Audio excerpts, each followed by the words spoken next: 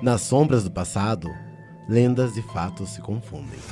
Começa agora Além da História, com Débora Abraão.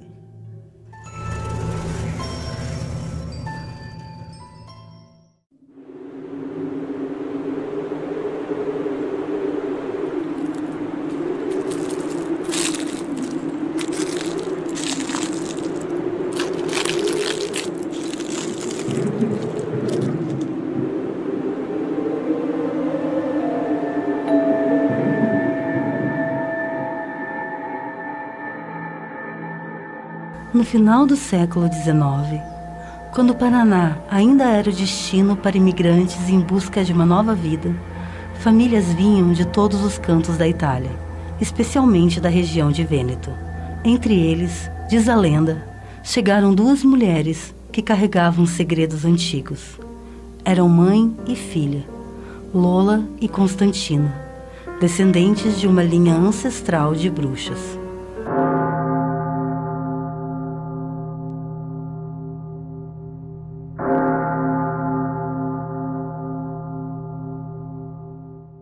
Lola e Constantina se estabeleceram na colônia de Santa Felicidade, em Curitiba, onde hoje fica o bairro que herdou o nome. Desde cedo, Lola repetia à filha: "Você precisa ser feiticeira, Constantina. Você é uma estrega, uma bruxa de sangue italiano. Nunca se esqueça, ser estrega é algo que se nasce. Esse é o seu destino. Negue-o e será jovem de dia, mas envelhecerá à noite." Mas Constantina resistia. Desde criança, sabia que era diferente. Conversava com espíritos, tinha sonhos proféticos e sentia um desejo inexplicável de curar. Mesmo assim, evitava os rituais da mãe.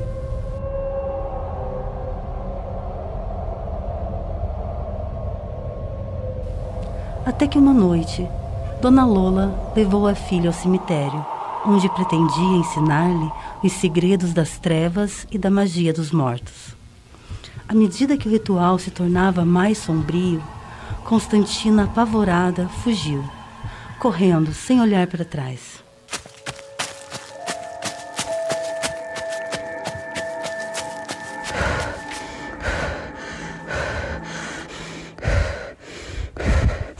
Ela se perdeu e acabou nos arredores de Curitiba, em uma área que hoje conhecemos como Campo Largo. Em meio à mata, Constantina encontrou uma casa abandonada e, curiosa, entrou.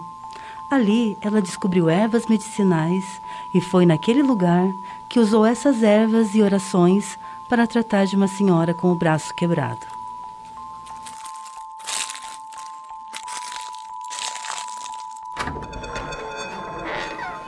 Logo, as pessoas da região começaram a procurar Constantina para curas.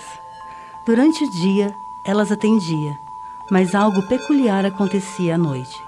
Quem chegava só encontrava uma senhora idosa, que dizia que a jovem havia saído. De dia, apenas a jovem se encontrava em casa.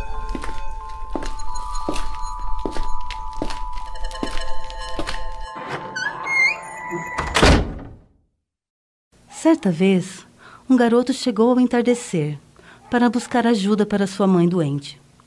Ele espiou pela janela e viu Constantina se transformar em uma velha, bem diante dos seus olhos.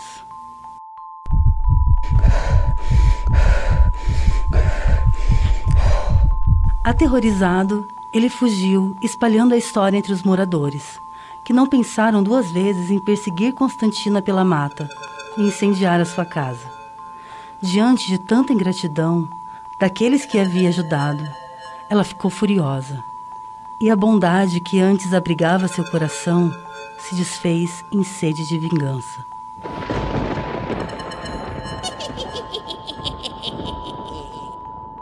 De então em diante, quem ousava se aproximar da morada de Constantina sofria o peso das suas maldições. Dizem que ela perseguia aqueles que se aventuravam pelo caminho, castigando-os com infortúnios e doenças.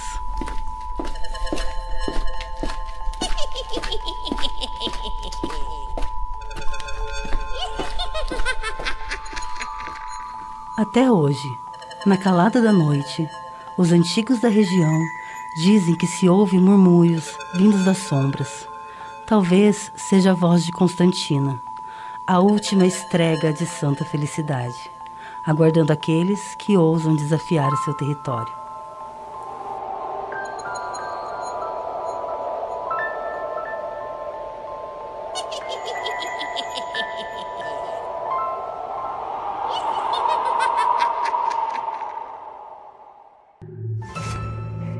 Por trás de toda lenda se escondem histórias reais, que se confundem com a fantasia e a cultura popular. Quer saber o que existe além dessa história? Confira no próximo bloco, aqui na Rádio Cultura.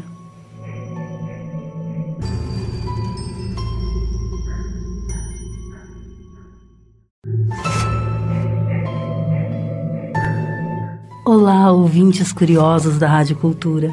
Com certeza você já deve ter ouvido alguma história de assombração aí mesmo onde você mora. Essa história que a gente ouviu agora pode ser encontrada na internet em diversos canais, mas ela foi registrada pela primeira vez na Usina das Letras, pela escritora, pesquisadora de lendas de Curitiba, Luciana do Rocio Malon. A Luciana vai nos contar um pouquinho como ela conheceu essa história e o que ela pensa sobre isso. Então, essas lendas das estregas de Santa Felicidade foi registrada na internet no dia 6 de junho de 2010, no blog de um site Usina de Letras. Minha avó contava essa lenda. Depois eu fui reviver essa lenda que outras pessoas me contaram quando eu trabalhava em loja, porque veja bem, a minha avó, ela contou essa lenda por volta de 1980, quando eu tinha 6 anos.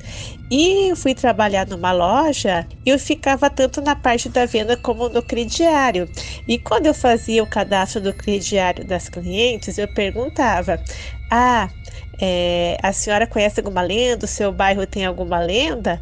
E geralmente as senhoras mais idosas que moravam em Santa Felicidade contavam essa lenda para mim. Essa história tem um fundo de verdade, porque vários, no final do século XIX, com o final da escravidão, vários italianos chegaram aqui no Paraná através do porto de Paranaguá para trabalhar. E dizem que existiam mulheres acusadas de bruxaria, que elas vieram nesses navios também. Olha, eu sou que nem aquele poeta que diz: eu não acredito em bruxas, mas que elas existem, né? E foi comprovado com documento que mulheres, que eram consideradas bruxas na Itália, vieram para o Brasil, principalmente aqui no sul, por causa do clima, mais frio, que lembra a Europa. Então tem documentos sobre isso, no porto de Paranaguá. E algumas mulheres que eram consideradas bruxas, elas também foram para São Paulo com documentos no Porto de Santos. Eu acredito que tem pessoas que possam mudar a fisionomia e a personalidade da noite para o dia. Isso existe, principalmente da parte interior, da personalidade, Então tem uma parte de verdade nisso, Nem toda lenda, é mentira, nem toda lenda é fantasia, sempre tem uma pitada de realidade. A imigração italiana no Paraná teve início em 1875, quando os primeiros italianos chegaram ao estado e se estabeleceram na região de Antonina, Paranaguá e Morretes. Nessas regiões fundaram as colônias Nova Itália e Nova Alexandra. A imigração italiana trouxe para o Paraná uma nova cultura, com danças, músicas e uma culinária até então desconhecida. E é claro que esses imigrantes também trouxeram um pouco da sua cultura popular, das suas lendas, dos seus mistérios. E a gente convidou Osmar Franco, historiador brasileiro que mora na Itália há muitos anos, para contar um pouquinho como era a região de Vêneto na época da imigração e como as lendas das bruxas são contadas por lá. Confere. Um fenômeno que caracterizou a sociedade italiana no final do século XIX foi, sem dúvida, aquele da imigração, no qual milhões de pessoas, segundo algumas estatísticas, quase a metade da população italiana, deixou a própria casa, as próprias terras, para buscar uma sorte melhor em outros países, em outros continentes. A realidade italiana, como de quase toda a Europa no final do século XIX, era uma realidade social de grande carência, de grande pobreza. A Itália era um país fundamentalmente agrícola, de uma agricultura de subsistência. Nessa época, começa-se a verificar uma transição, uma mudança dos modelos de produção que vinham já da Idade Média para um sistema novo, um sistema mais perto do capitalismo. Essa mudança provoca mudanças nas condições sociais das pessoas. Uma maior concentração de terras nas mãos de poucos proprietários, altas taxas e impostos sobre a propriedade, fazem com que um pequeno produtor não consiga mais manter a propriedade. Um aumento, então, do número de braçantes agrícolas, o número de trabalhadores sem uma maior qualificação na agricultura.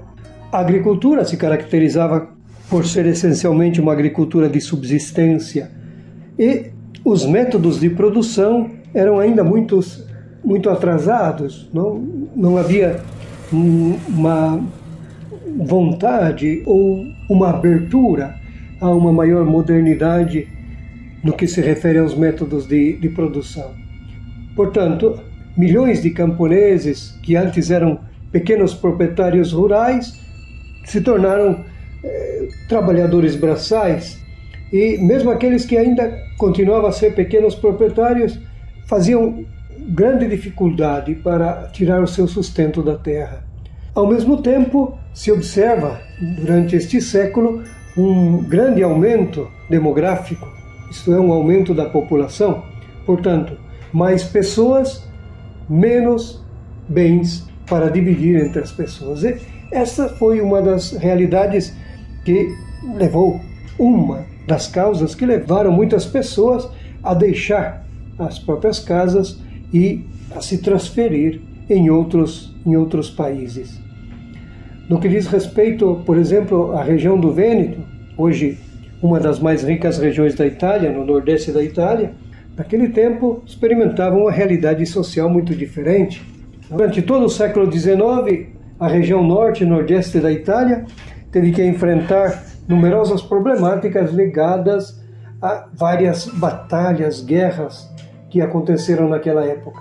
Na primeira metade do século, as guerras napoleônicas. Na segunda metade do século, as guerras chamadas de guerras de independência, através das quais o reino sardo-piemontês lutava para a unificação, porque a Itália, a península italiana, era caracterizada por ser por um grande número de reinos, ducados, marquesados, regiões, o Estado Pontifício.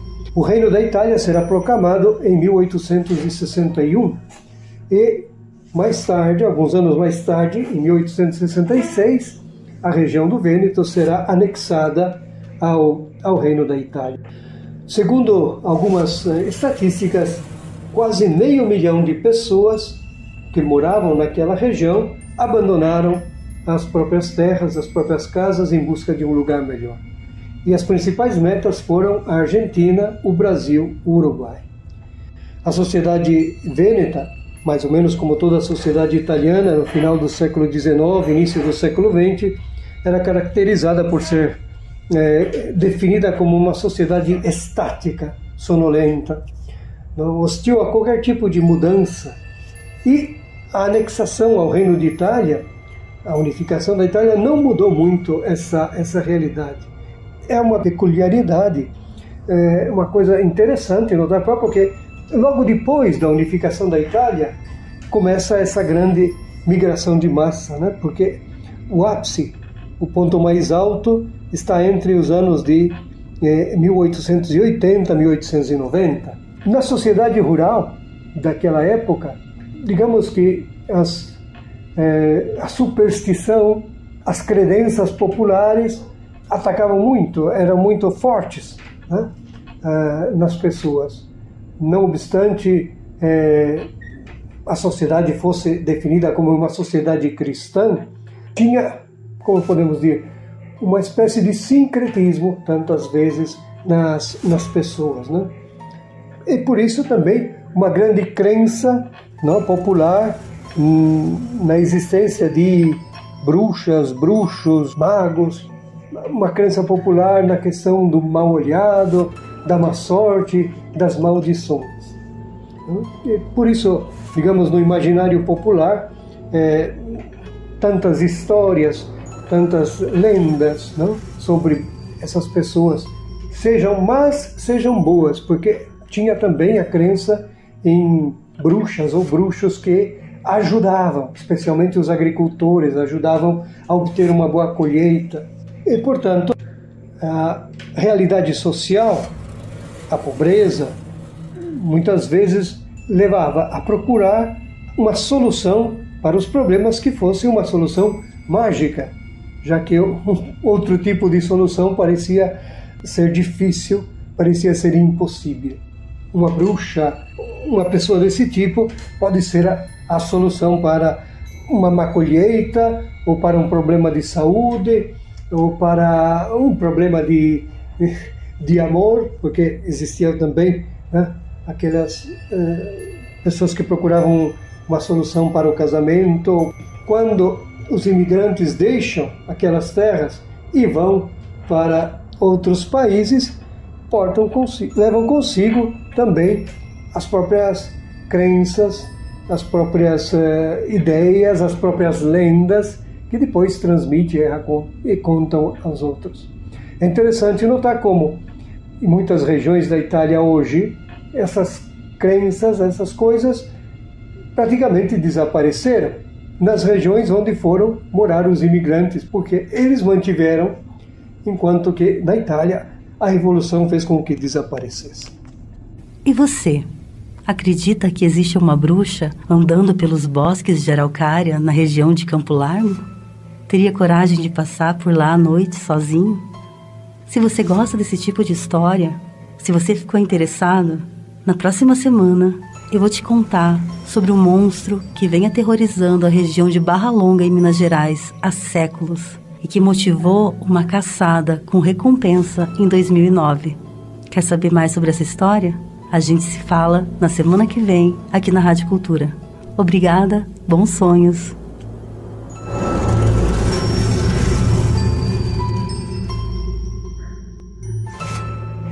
Nas sombras do passado, lendas e fatos se confundem. Você acabou de ouvir Além da História, com Débora Abraão.